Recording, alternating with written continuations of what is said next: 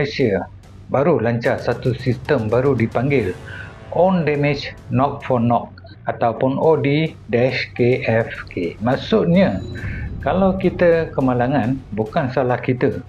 Kita tak perlu tunggu insurans pihak yang langgar untuk bayar ganti rugi.